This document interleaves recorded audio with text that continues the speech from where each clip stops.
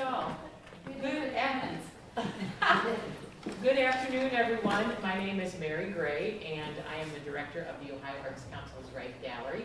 And on behalf of Donna Collins, our executive director, who is here, Donna, would you give everybody a wave? Donna is our, executive director, and I also, I'm introducing you, I'm welcoming you on behalf of Donna and the board and the staff and the whole gallery crew that makes this, the exhibitions possible. So welcome to the gallery. I'd like to introduce you today to our guest artist, Leslie Adams. Leslie's work first appeared in the Rife Gallery back in 2011. Some of you may remember this, in an exhibition that was curated by Kay Kerninger called Here's Looking at You, Portraits in Ohio. Another one of Leslie's beautiful, was it charcoal? Yeah, two charcoals, right. I'll let you talk more about your work in just a second.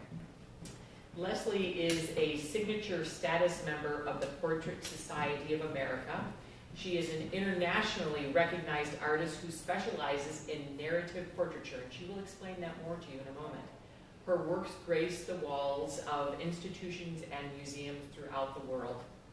Leslie's portrait patrons include distinguished members of private society, as well as corporate, academic, religious, cultural, and civic leaders of our day. Leslie works and lives in Toledo, Ohio. Now, we were going to say this to last, but I'm going to mention it right now. You won't have enough of Leslie when you leave in an hour, so this is good. The timing is good, because tonight at 8 p.m., WOSU's Broad and High is going to feature Leslie and her portrait work that hangs in the State House. So you can check that out tonight. It's the PBS WOSU Broad and High. Okay, without further ado, Leslie Adams.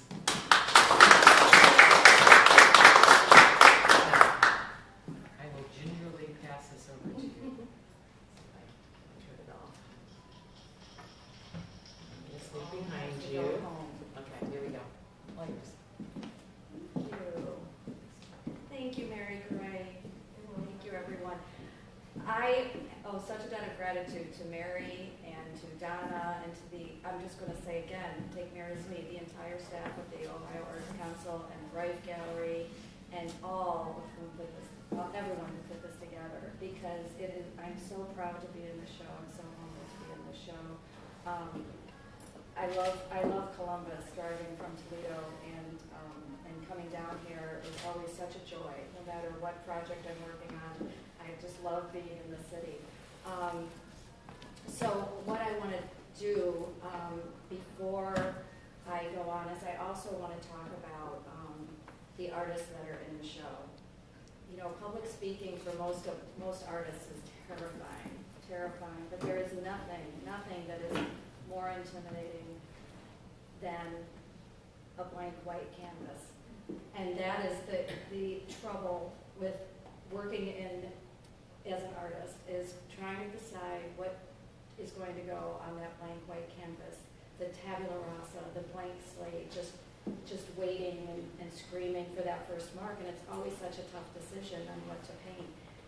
And so I want to acknowledge and say and state emphatically how thrilled I am to be in the show, to see all of the range of artwork that is created by artists throughout this state. What fascinates me is what the artists choose to put on the canvas, and I love the fact that there's such an array of work in the show, from realism to abstraction to everything in between, and all forms of media. And I think that's such a true testament to our state. So I am thrilled. I think it was, I can't remember how many years ago it was, but the year that we had our sesquicentennial at the Ohio State House. And we were privileged to have our Pulitzer Prize winning historian and Doris Kearns Goodwin. And I was fortunate enough to have a conversation with her, and she reminded me that our role as a portrait artist was much like that as a biographer, that our job was to tell each person's unique story through a living and lasting image, through art. And so I have carried those thoughts with me throughout my entire career, and it was nice that she reminded me of that. because there are three things that I'm passionate about: people, stories, and art. And so, so for the past 20, 25 years, I have been concentrating exclusively, primarily on portraiture and portraits that tell stories. And so I want to introduce you, instead of showing you all of my work from throughout my career, what I want to concentrate on is the past 10 years. Because in 2007, I was honored to receive the commission to paint then Governor Taft. And that was just such a dream come true for me, to come down and work with the governor to produce his portrait. So I want to talk a lot about the charcoal drawings, but I do want to give you an idea of what works I've done here in the city of Columbus, and share with you just a couple little stories about each one, though not all of them. The portrait of Governor Taft was such a joy. He's standing in front of this, in front of the seal that used to be in the gift shop, and that was so important to him to be in front of that seal. He's also holding a book called Along the Way, which was his favorite book that he published on his favorite things in Ohio, and I think that really signifies his love of this state. He has his finger open to a page that depicts, there's a photograph of his wife and his daughter. And so no one will know in 100 years that that's what he's holding his finger open to, but we know, and that's important to him. So that just is sharing with you a portrait of Senate President Harris, who is seen with his gavel that was made from an ash tree in Ashland, where he presides. So each story, each portrait, through the symbols, through the surroundings, through their favorite spaces, helps to tell the story of that individual. The wonderful Chief Justice Moyer, who always said, I love this quote by him, I'd like to share with you. Great judges share with the great artists a vision for the big picture, the entirety of society. The artist and the judge share a concern for life in its many forms, its successes and its failures. So I'm thrilled that I will forever be linked in the beautiful Supreme Court of Ohio with Chief Justice Moyer, who so lovingly restored that building. Another portrait of Justice Sweeney at the Supreme Court. You know what? I didn't turn this on. Didn't turn the mic on? No. You sound Is good, that but go better? ahead and turn it on. I didn't. Is that okay without it? Can you hear? I can hear it. Can you- Amanda? Okay. So this is the wonderful Justice Sweeney. Judge Duncan, who you all know, who was not only a Supreme Court justice in Ohio in 1969, but he was also a federal judge. And that's why it was important to me to depict both an American flag and an Ohio flag in his portrait. And you notice that he's not, or you may not be aware that he's not depicted in the current Ohio, or Supreme Court of Ohio, because he never worked in that building. He worked over here in what is now the Ohio Senate. A really recent portrait, a charcoal drawing of our former mayor, your former mayor, Mayor Lasheka, that's hanging in the new Lasheka Event Center. It was a really fun project to work on. And you might all be aware, I included this portrait of John Hendricks because he received the Governor's Awards for the Arts. And I include this simply because you may have seen it, and you most certainly know John Hendricks from Lambert Hendricks and Ross, and just the father of vocalese. But what I love about this portrait is what John said the day he received his Governor's Award. Because I find so often, I learn so much from my clients, from my subjects. I learn about determination and perseverance. I learn about success. I learn about failure. I learn about, I learn about tenacity.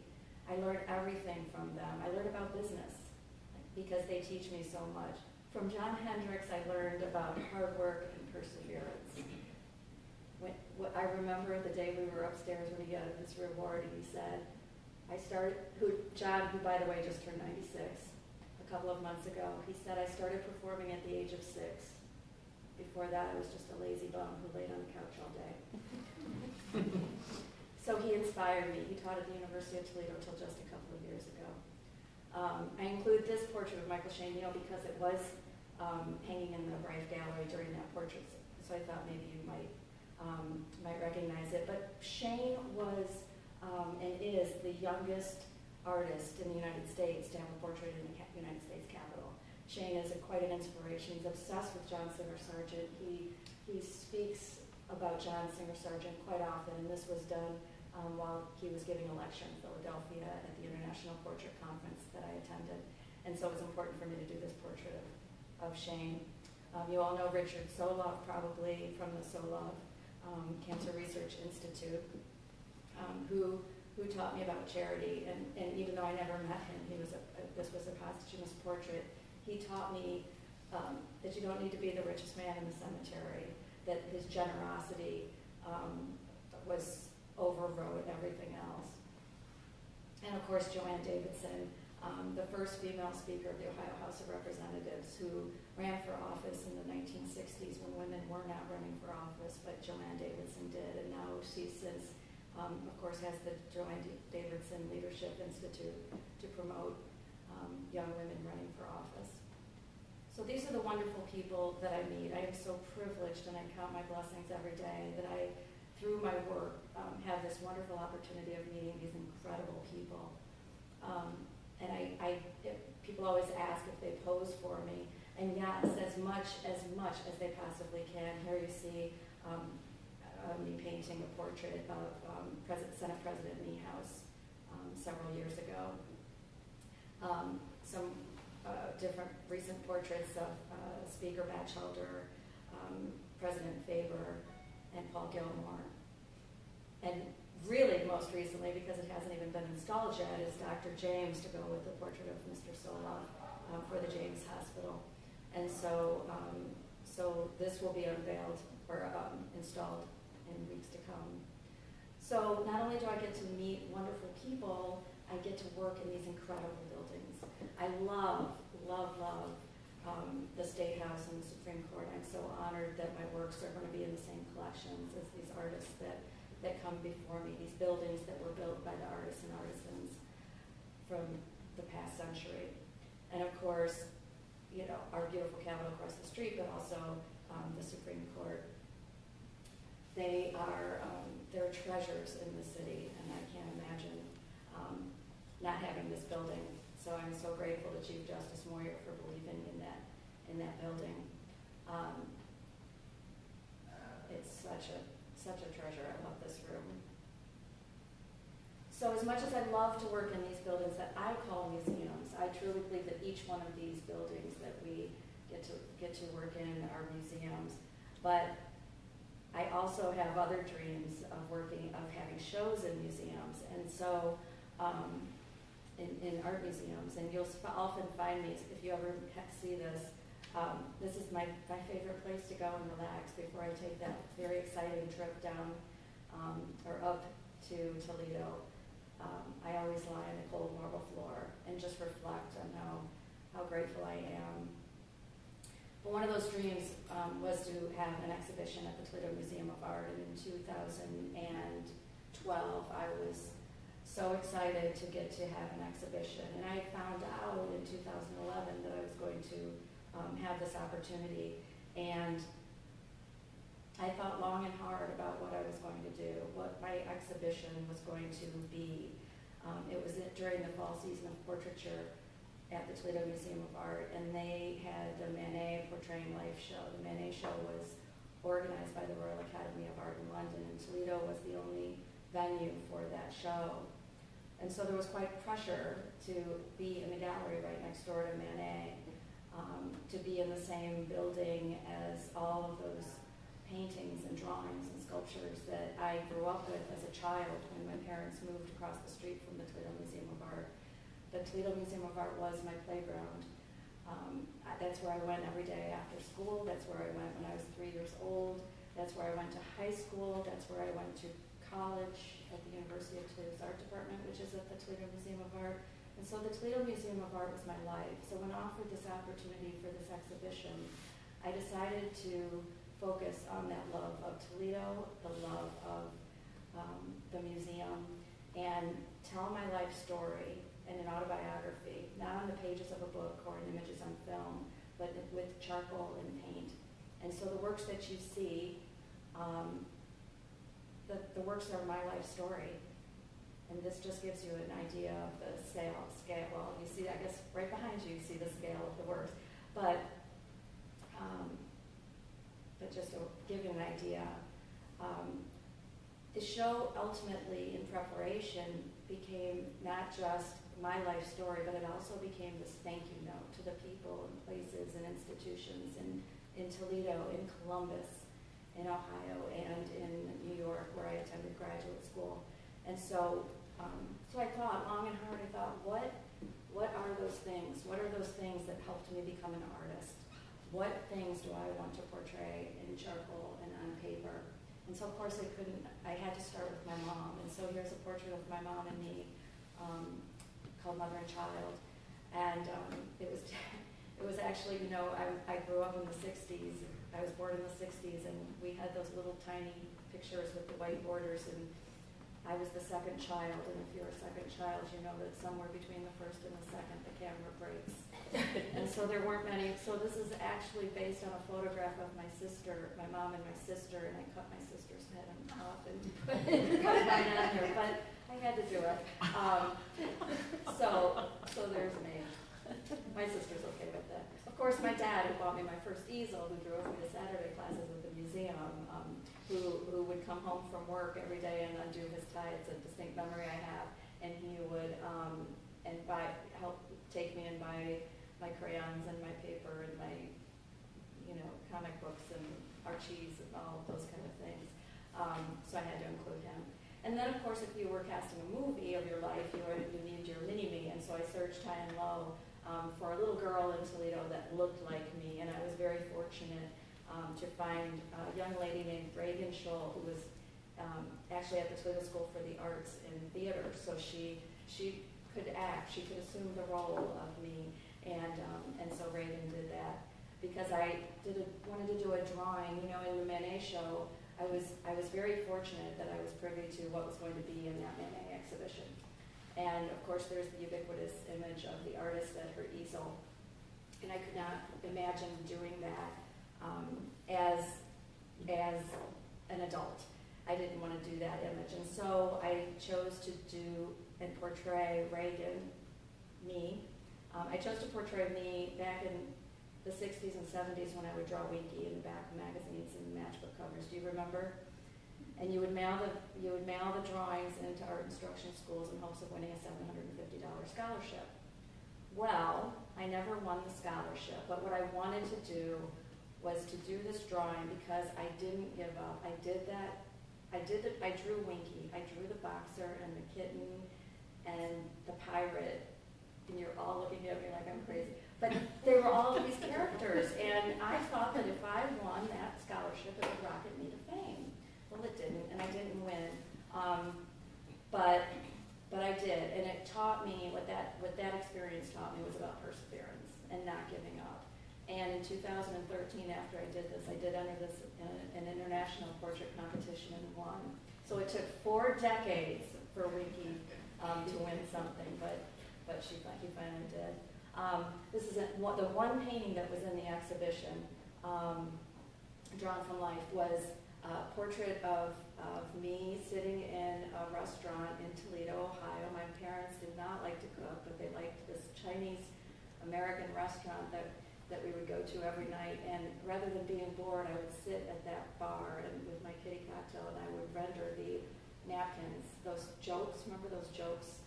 And those characters and those bad jokes that were on napkins, I would render them as though they were old master reproductions. And so that was a memory from my childhood that I wanted to portray in the exhibition. And of course it was, the entire painting was kind of my homage to Manet and the Bar of the Folies Bergère. So I had to do some kind of ode to Manet. So rather than walking into the room and seeing 12 portraits of me, no one needs that, I decided that I wanted to do kind of these rooms of wonder. Brian Kennedy, our esteemed director in Toledo, he said to me, well, he was giving, first 2 stories about Brian. He was giving an exhibition or a lecture, and he showed this portrait of this young woman, Jane, a child, on the cover, on the stage of the Peristyle in Toledo. And if you've been to the Peristyle, you know what a grand place it was. But you were looking at Jane as from behind, so you saw the Peristyle behind her. And he said it was his favorite painting and favorite photograph in the museum because it showed this sense of awe, this sense of wonder. And I thought about that. Where are my rooms of wonder? And so these works are kind of devices for sharing part of my story. And so this is the cloisters of the Toledo Museum of Art, where I went to Saturday classes. We would always go up in the cloisters, and one day I remember vividly we were sitting in a circle drawing on each other's backs. But you see in the opposite panel, you see a portrait of me because I would go there every day after school, and I would write. And it is still a place. In the back panel, you'll see me. I still go there when I want to reflect, when I need quiet time and quiet space. And so the cloisters is, and always will be, a very dear and treasured spot. My first introduction to anatomy and figure drawing was in Diana Addy's classroom at the Toledo Museum of Art, and she really was the first person who taught me to draw, who taught me to see, who taught me, like I said, about anatomy and figure drawing. And so I wanted to pay tribute to Diana Addy, and so there are so many things I could go on and on about that for quite a while, but that's my tribute to Diana. And then, of course, graduate school. I wanted to depict graduate school in the New York Academy of Art, and so we had this beautiful cast hall, again, where I would go when I was in New York just to kind of reflect and think about things and draw from the casts, like the Renaissance. So that was followed by sitting on the steps of the Metropolitan Museum of Art and really dreaming about someday my works being in the Toledo, or in the Metropolitan Museum of Art. And I would go and I would sit about 3 o'clock in the morning when the city was still, and climb up the light, and then crawl across. I only got in trouble a few times. So I have a friend that visits me often, and he says, well, you're dwelling a little too much on the past, aren't you? And so that's when I decided that I wanted to do a portrait of me laying in the State House Rotunda. And you'll see all of the kind of the postcards of all of the paintings that I had done up until that point. You probably all know Mr. Carlton, and Mr. Carlton came by one night when I was drawing the rotunda, and he started talking about the Thomas Cole painting that we have in the Toledo Museum of Art. And he said, you need to tell your director that should be in the State House. And as he was walking away, I said, I'll put it in the State House. So the architect's dream, the Thomas Cole painting from Toledo, is there because, of course, he had such a significant impact on the design of the Ohio State House. So I felt it was just important to include him in there.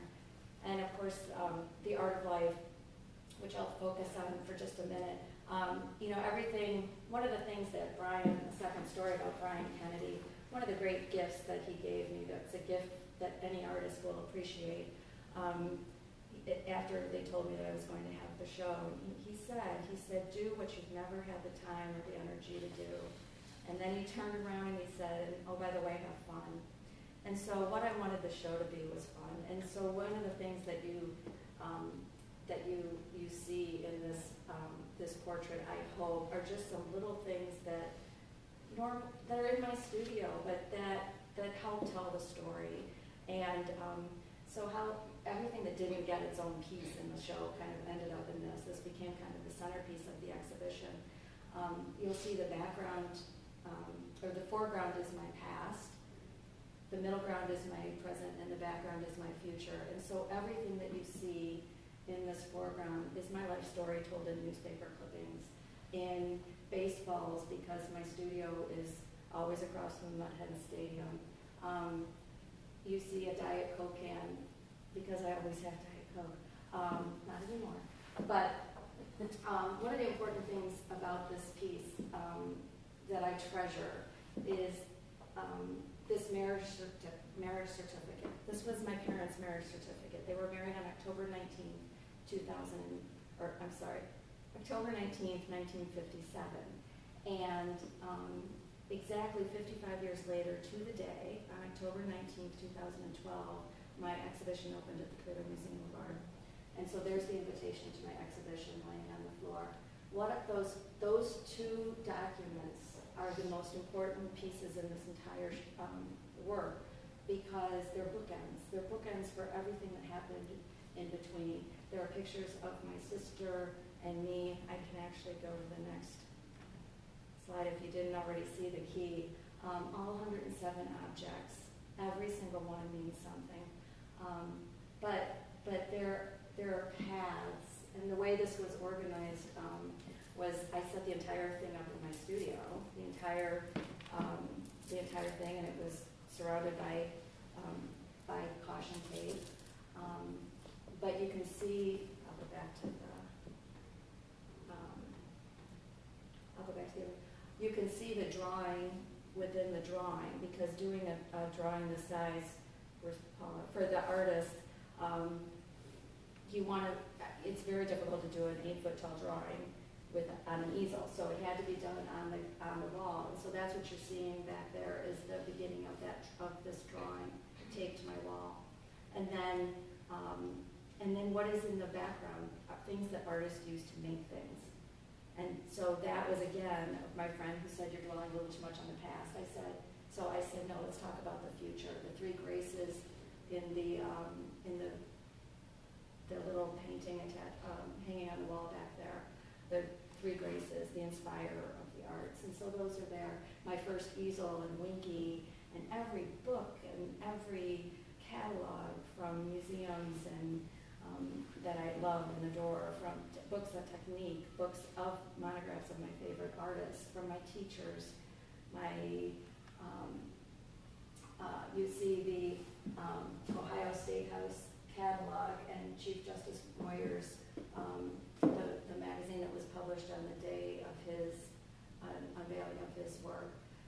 You see my first portrait of Bob Taft. You see the Here's Looking at You postcard, because that was the first time I was privileged to exhibit in the Rife Gallery. The first painting that was collected by a museum. This book that is open is very significant. This is a book that's open to a painting by Vincent Desiderio. Vincent Desiderio was my first painting teacher in New York City. And Vincent always said, an artist doesn't paint for people, an artist paints for museums. And of course, as a portrait artist, I never understood the meaning of that expression until I had my first painting unveiled in a museum in the State House, in the Supreme Court, because these are museums, and so the works will be here long after we're gone, and I think that's what Vincent was trying to say. So of course, Vincent had his first painting hanging in the Met when he was 29 years old. So that's the portrait that's hanging there. So you can see every little detail, every object means something, and I could go on and tell you every single thing. But I invite you to look at the chart if you're interested, or it's on my website if you would like to view. Oops, I'm going backwards. This is the quote that is hanging above the wall that is so important. It's hanging up there. That is the quote that keeps me going at 2 in the morning when I'd rather be home and sleep. Just details. So there's lots of fun things that are represented in there, meaningful things. And of course, paying tribute to the Manet exhibition. This was the other piece that was in the Rife Gallery. Another self-portrait. And I'd like to leave you with just something that I'm working on currently that I'm very, very passionate about, called Handwritten Dreams. And about 2 years ago, I have an entire talk about this, but I want to just share briefly with you my idea for this. I discovered years ago, a couple of years ago, that they weren't teaching cursive in schools anymore, and I became obsessed with this idea because I truly believe that they should still be teaching cursive. And so this project became a tribute and a defense for the relationship between cursive and drawing.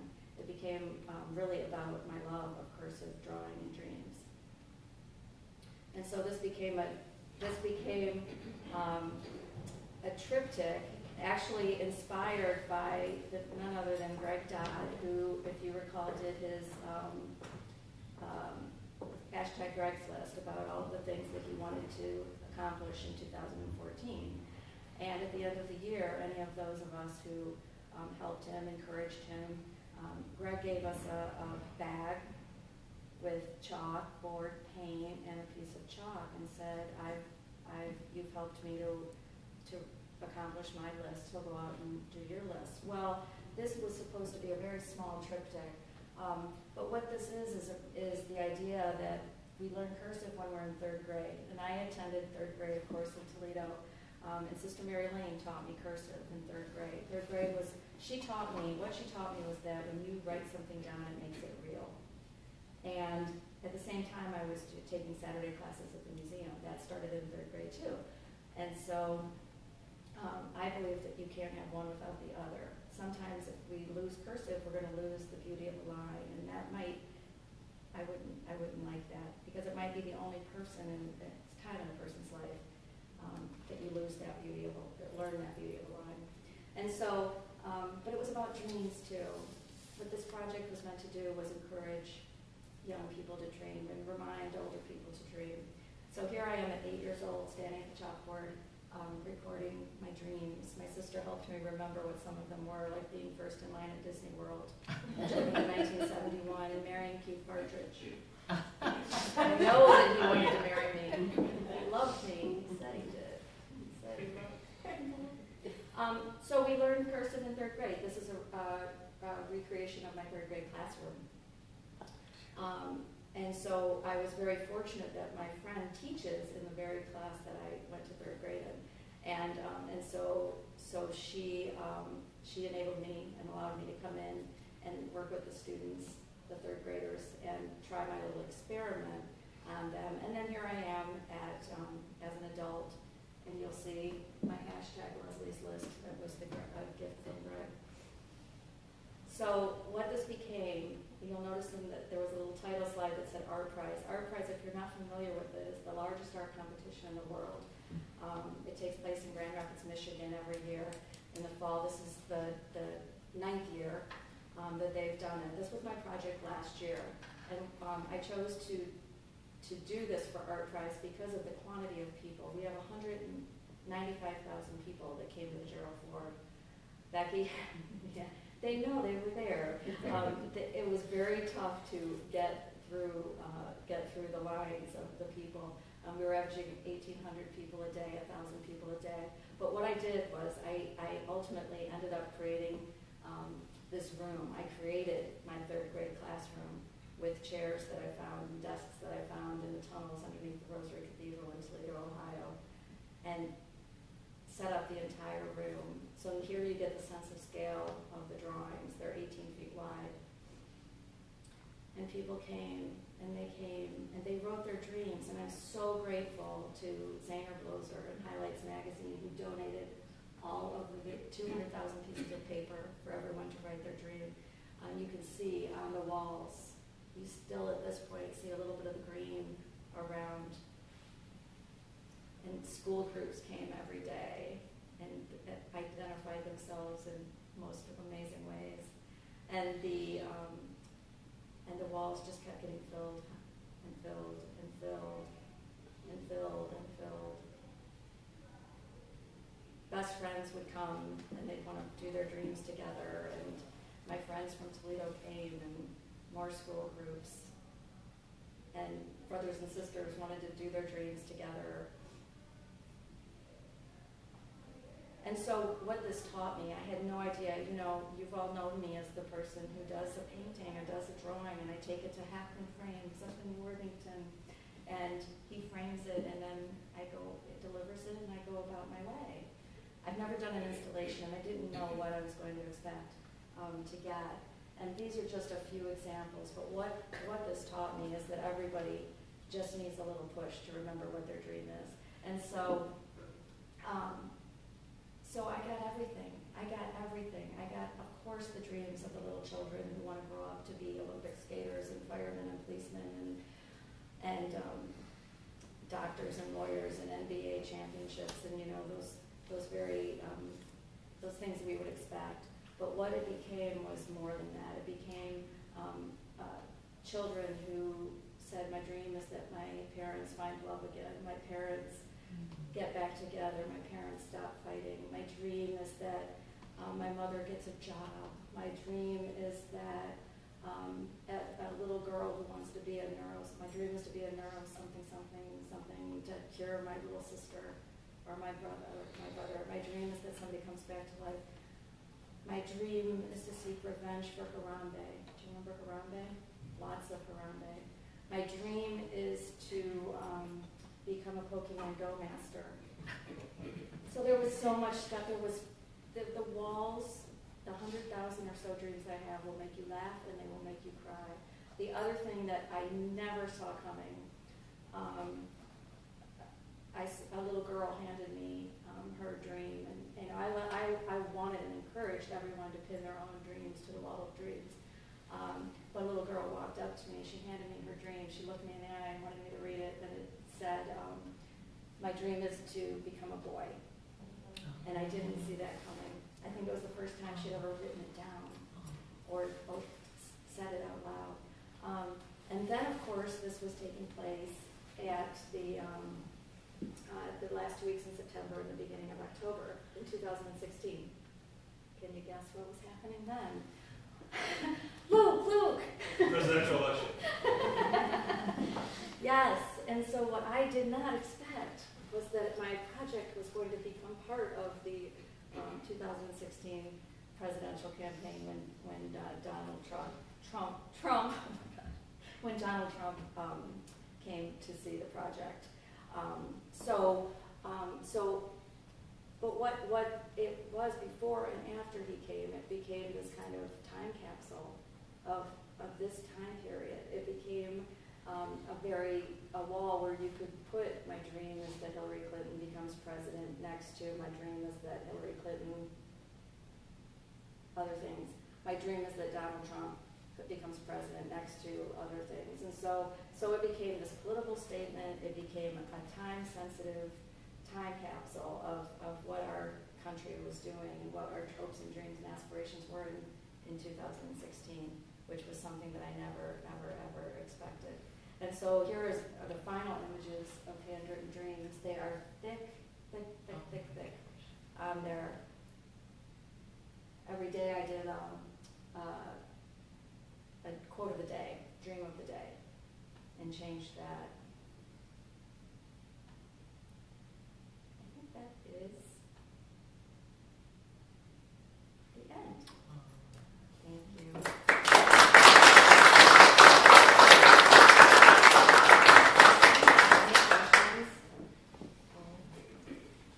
Leslie, I just want to share with you that several of us were at Arts Prize in 2016, and so to see the people in line and hear the conversations that were happening in what I now call your room, My room. was pretty life-changing as a bystander. Hearing parents and little kids or older adults having this exchange about a dream. I don't think I've ever got to say that to you, but it's so, as I think about you, it's always more than, it's both and what else can happen. And so I could imagine walking away from that opportunity, that people's lives were changed in a way, just as you described the little girl that said, I dreamed to be a boy. That they were given permission. So thank you for thinking about that in a way that gave people voice. Oh, thank you. Thank you. You're welcome. A lot of people thought that the dreams were only supposed to be for little children, only for third graders. But it was so important to me that adults wrote their dreams down. There was a gentleman, I can't tell his age, I couldn't tell his age, but I remember he came in, and I would have to kind of be pushy with the adults, and I would say to this gentleman, I said, well, you gonna write your dream? He goes, no, I don't have any dreams. And I said, oh, sure you do. And he goes, no, I don't have any dreams. And I said, well, then how about writing a dream for your children or your grandchildren? He goes, oh, I'd give anything to have a grandchild. My daughter's been trying. I said, there's your dream. Write it down. Just not that he has the power to make it real, that dream real and specific, but just acknowledging it and thinking about it. And and I watched so many kids. The other thing with the cursive, and I keep going back to the cursive, but the other thing is that the parents, I would hear so many people say that these kids, they don't know cursive. Well, they don't learn. I think that kids want to learn cursive. When I learned cursive, I felt like an adult. Like, oh, my big sister, she knows how to do that. And now these poor children are not going to be able to read the Constitution. They won't be able to read the Bill of Rights or the Declaration of Independence. So Leslie, thank you. We are live streaming on Facebook, and so we have a question from one of our viewers. And the question is, what are the steps of your creative process when painting a portrait? We'd need another hour. Yeah. But no, when painting a portrait, Sure. so I use, and it's all on my website. Anyone's welcome to do that. But I do a very old 500-year-old technique thought to be used by Van Eyck. It's a Northern Renaissance technique that where I begin with an underdrawing and then do an underpainting on top of that underdrawing, and paint it with white. I didn't bring images of that, but I paint it with whites and paint the light behind the color, and then render the forms in a neutral umber. And so that I have this very defined drawing and then a very defined underpainting before the application of color. And it's all an indirect painting method, which I think it allows for a greater depth and intricacy and detail than direct painting for me can achieve. But I think moreover, the idea of working with the subjects, I truly believe that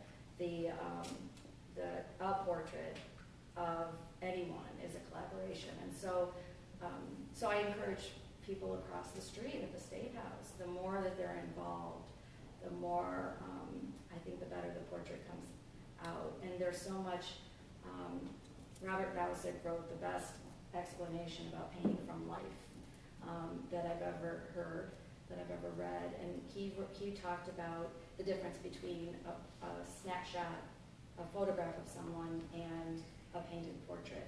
And it's the quantity of time. It comes down to the quantity of time. What that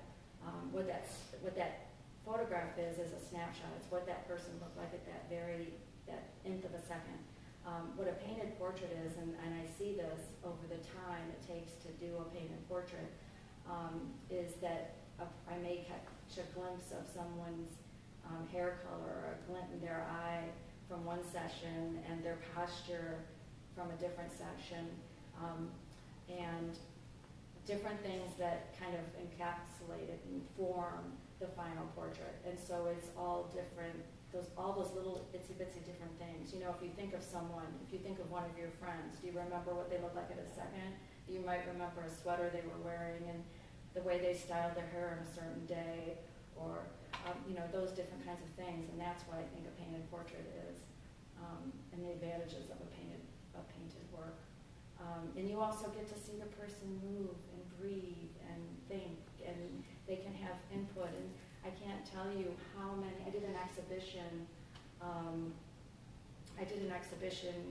years ago at the Toledo School for the Arts, where I exhibited, if any of you have seen the preliminary drawings that I do for each of the official portraits.